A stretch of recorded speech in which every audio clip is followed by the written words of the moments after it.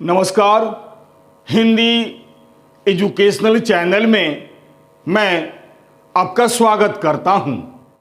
आज मैं आपके समक्ष आधुनिक हिंदी साहित्य के श्रेष्ठ कवि, कहानीकार, उपन्यासकार व निबंधकार सच्चिदानंद हीरानंद वात्स्यायन अज्ञेय जी को लेकर उपस्थित हुआ हूं। आज मैं इस वीडियो में अज्ञेय जी का सामान्य परिचय आपके समक्ष प्रस्तुत करना चाहता हूं। इसे आप ध्यान देकर सुनिएगा। सच्चिदानंद हीरानंद वात्स्यायन अज्ञेय जी का सामान्य साहित्यिक परिचय।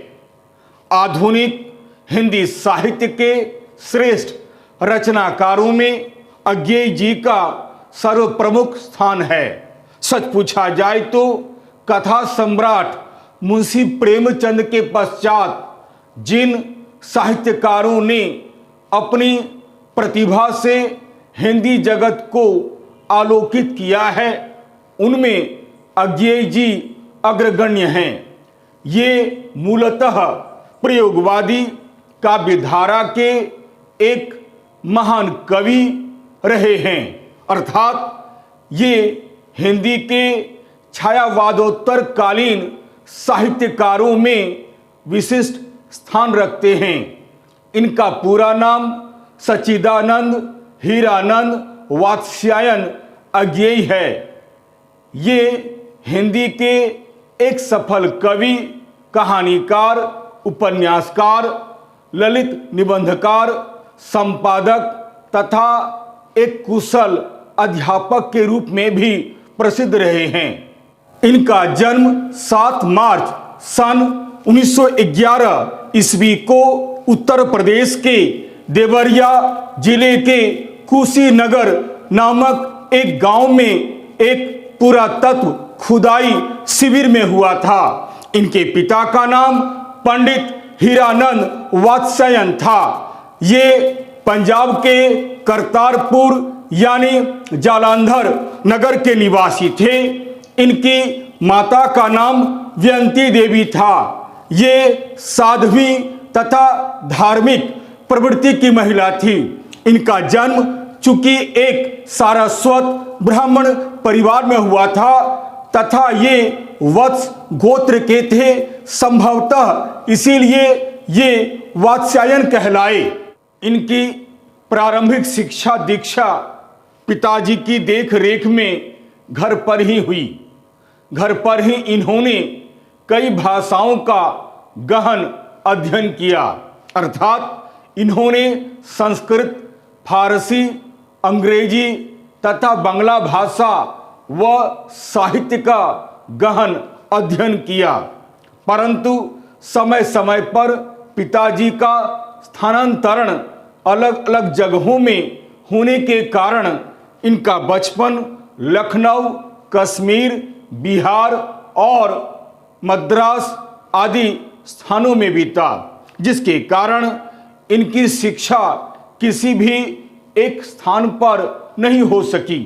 ये बचपन से ही विद्रोही प्रकृति तथा कुशाग्र बुद्धि के थे। ये 10 भाई बहन थे। इन्होंने सन 1925 ईस्वी में पंजाब से एंट्रेंस की परीक्षा पास की और उसके बाद मद्रास क्रिश्चियन कॉलेज में दाखिल हुए। वहां से इन्होंने विज्ञान में इंटर की पढ़ाई पूरी की। फिर सन 1927 ईस्वी में बीएससी करने के लिए ये लाहौर चले आए। फिर ये फॉर्सन कॉलेज के छात्र बने। सन 1929 ईस्वी में बीएससी करने के बाद एमए में उन्होंने दाखिला लिया तथा अंग्रेजी भाषा को अपना विषय बनाया।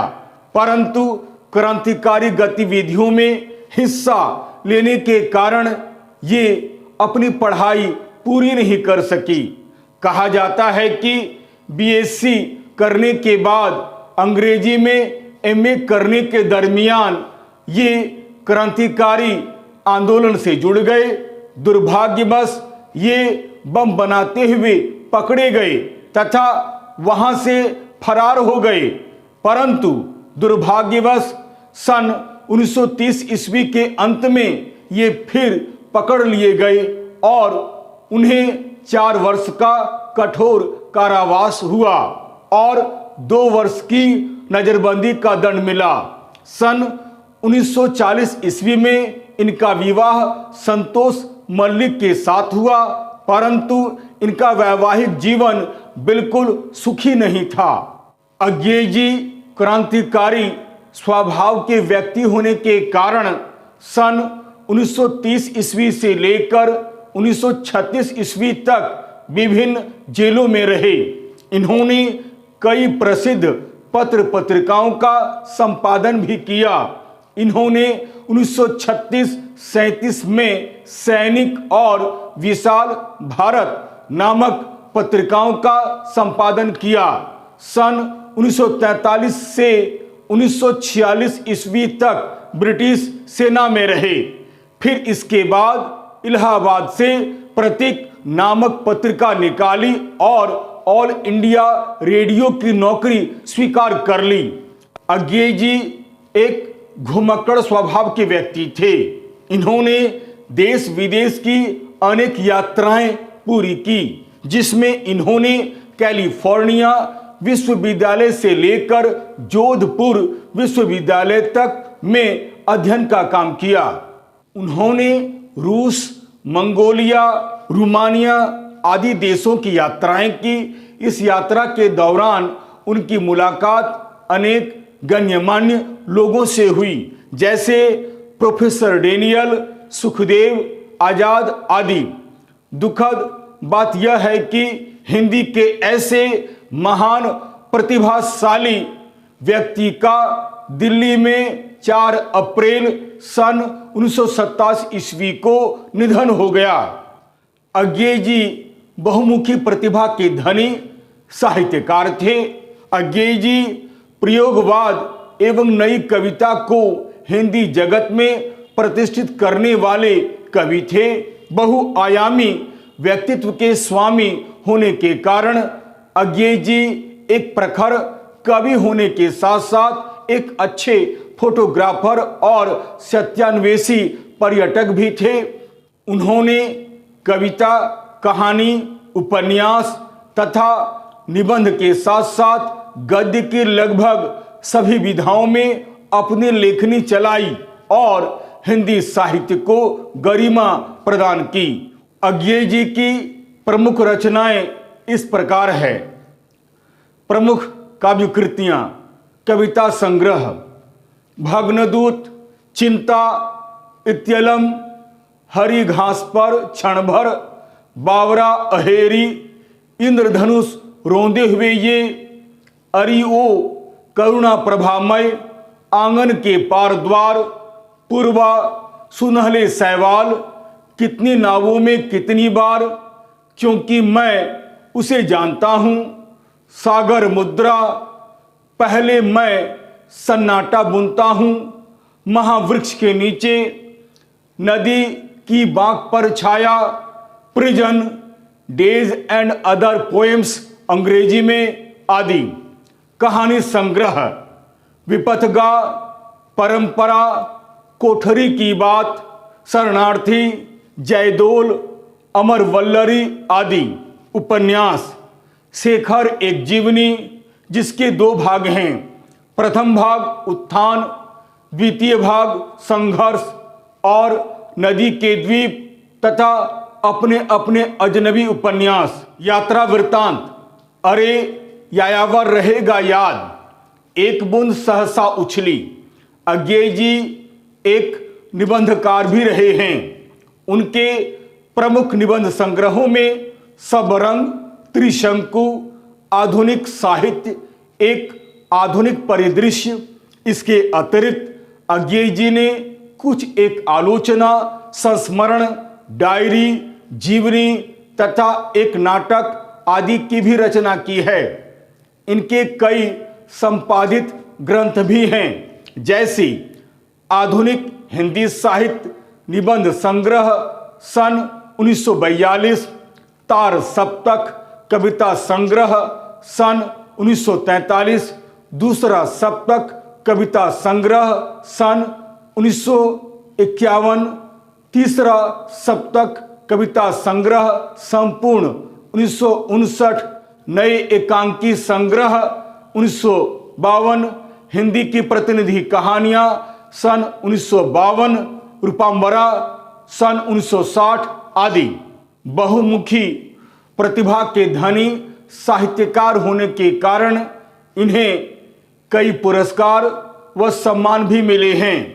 सन 1964 ईस्वी में आंगन के पार द्वार पर उन्हें साहित्य अकादमी का पुरस्कार प्राप्त हुआ तथा सन 1978 ईस्वी में कितनी नावों में कितनी बार पर भारतीय ज्ञानपीठ पुरस्कार प्राप्त हुआ। यह पुरस्कार इन्हें मरणोपरांत प्राप्त हुआ।